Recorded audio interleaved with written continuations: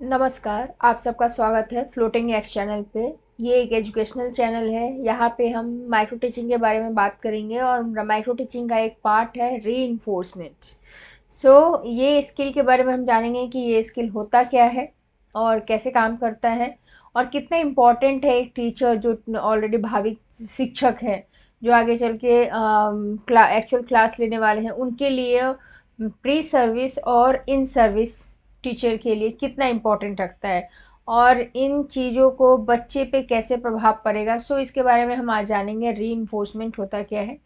सबसे पहले थोड़ा सा हम देख लेते हैं कि माइक्रो टीचिंग क्या है।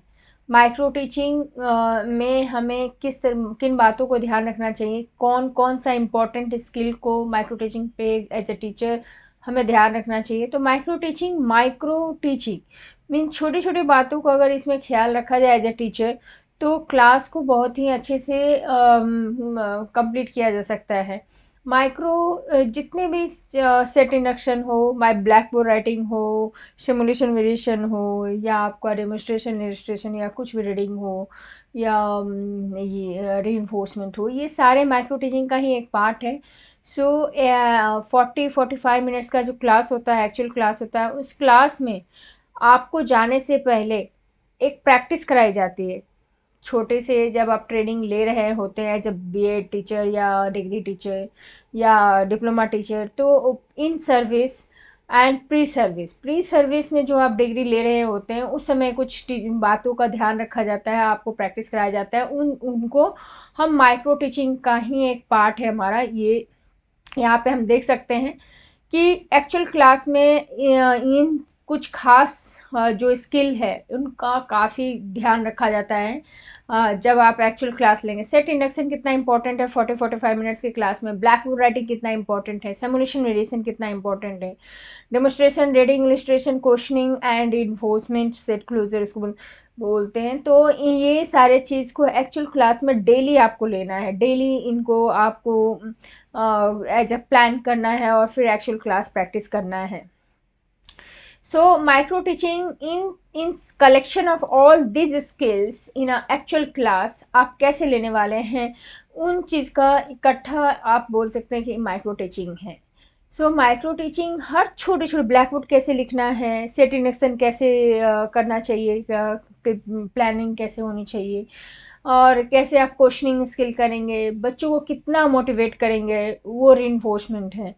तो इनका जो प्रैक्टिस कराना है, टीचर को जो प्रैक्टिस कराया जाता है बिफोर एक्चुअल क्लास से पहले, उनको माइक्रो टीचिंग कहा जाता है। तो micro teaching is a procedure in which people teacher practice teaching with a reduce number of peoples. ये प्रैक्टिस एक्चुअली ये प्रैक्टिस जो है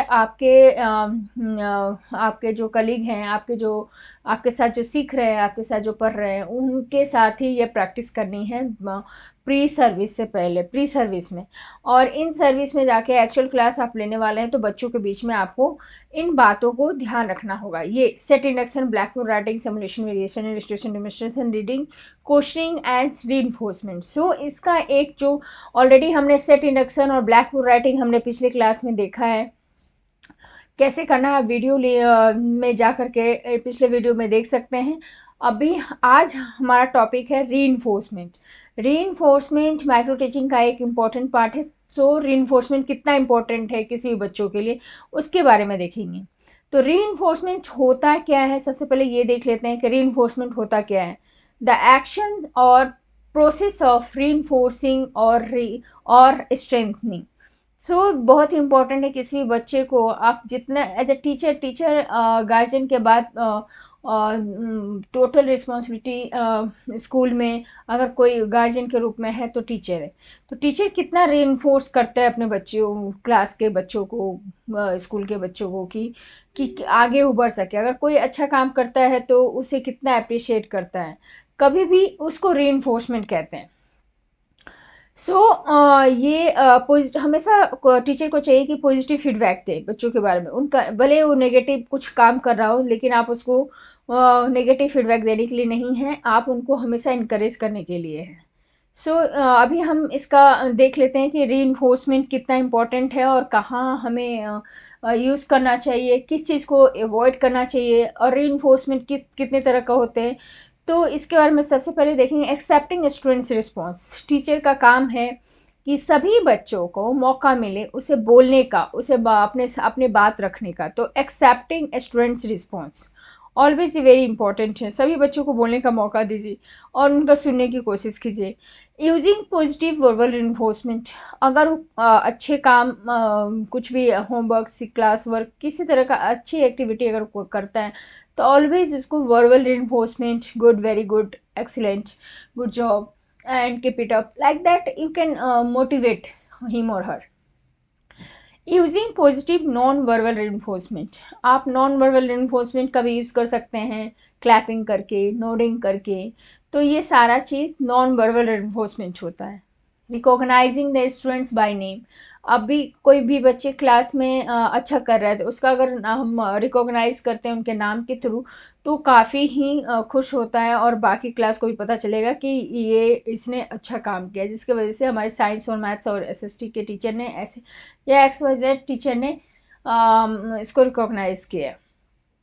असेंबली में भी ये काम असेंबली में भी हो सकता है, बहुत ही प्रभाव पड़ता है। अगर कोई भी मेडल रिसीव कर रहा है असेंबली में, या किसी तरह का अचीवमेंट उसको असेंबली में अगर किया दिया जाता है, तो वो भी बहुत ही मायने रखता है। अवॉइडिंग नेगेटिव वर्बल रिइंफोर्समेंट, कभी भी उनको डिक्रीज ना करें, उनको हमेशा मोटिवेट करें। नेगेटिव वर्बल रिइंफोर्समेंट नहीं होनी चाहिए। और कोशिश करें कि एक्सेप्टिंग द स्टूडेंट्स कैपेसिटी, जैसा स्टूडेंट का कैपेसिटी है उस तरह से उसको एक्सेप्ट करना चाहिए। ऑलवेज उसको नॉन वर्बल रिइंफोर्समेंट को, नेगेटिव नॉन वर्बल रिइंफोर्समेंट को अवॉइड करना चाहिए एज ए टीचर। रिपीटिंग हमेशा मतलब अगर वो गलत भी कर रहे हैं तो उनको सुधारने का, उनको कुछ मौका दिया जाना चाहिए कि ताकि वो अपने आप को चेंज कर सकें, उनको कुछ टाइम देना चाहिए कि और उनको कीप इट अप, और आपको मौका देना एज ए टीचर आपको देना चाहिए। और टाइम मैनेजमेंट इस तरह से, और इफ़ेक्टिवनेस ये होनी चाहिए किसी भी क्लासरूम में। सो यहाँ पे हम देखेंगे कि ये कुछ एग्जाम्पल है जिसको हम यहाँ पे देख सकते हैं। सो यहाँ पे टीचर बच्चों को रिस्पॉन्स ले रही हैं, सभी बच्चों का सुन रही हैं कि क्या उनका पॉइंट ऑफ व्यू है। उसके बाद वहाँ पे वो एक्सेप्ट कर रही हैं स्टूडेंट्स का रिस्पॉन्स को। सो आप वर्बल रिइंफोर्समेंट का कुछ एग्जांपल यहाँ पे आप देख सकते हैं। अगर बच्चों को giving pleasant experiences to the students verbally is positive reinforcement, उसको एक्सीलेंट बोल सकते हैं, करेक्ट बोल सकते हैं, very good, good job, well done, right, fantastic and so on. बहुत सारे आप ऐसा यूज़ कर सकते हैं ताकि वो मोटिवेट हो और भी उससे ज़्यादा अच्छे काम कर सके और उसको इनकरेजमेंट हो। सो इन चीज़ों का ख्याल रखना चाहिए एज ए टीचर।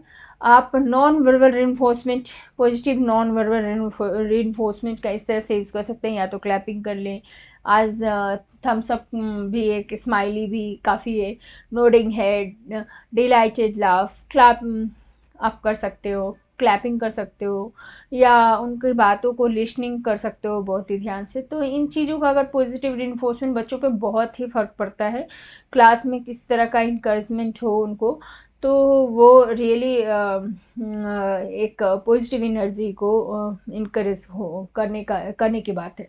यहाँ पे हम हमेशा एज ए टीचर ध्यान रखना चाहिए, अवॉइड नेगेटिव वर्बल रिइंफोर्समेंट। कभी भी नेगेटिव वर्बल रिइंफोर्समेंट कभी भी नहीं होनी चाहिए। No, you are not right, wrong, incorrect, stop it, I don't like it, ये सारे जो नॉन वर्बल रिइंफोर्समेंट है, इसको कभी भी टीचर को यूज़ नहीं करना चाहिए एज ए क्लासरूम में। इस तरह से non verbal, negative non verbal reinforcement भी होता है जो कि बच्चों को बच्चे के सामने टीचर को नहीं यूज़ करना चाहिए। उनको आप इस तरह से कोई भी इस एग्जाम्पल को आप देख सकते हैं, इस तरह से बच्चों के सामने नहीं आप रिप्रेजेंट करना चाहिए और अवॉइड करना चाहिए। सो आज रीइंफोर्समेंट के बारे में हम आज जान रहे थे, और ये हमारा रीइंफोर्समेंट का जितना भी है, और जो भी आपको डाउट्स लगे इसके बारे में, सो पॉजिटिव हमेशा एज ए टीचर आपको अगर आप चाहते हैं तो हमेशा पॉजिटिव पॉजिटिव ही बातों को, चाहे वो वर्बल के फॉर्म में हो या नॉन वर्बल के फॉर्म में हो, इसको टीचर को बच्चों के सामने रखनी चाहिए। तो इसके और भी अगर अगर आपको डाउट्स लगे तो आप कमेंट में कमेंट कर सकते हैं। So thank you all for listening carefully, and उसके बाद हम मिलते हैं नए वीडियो में। Thank you so much.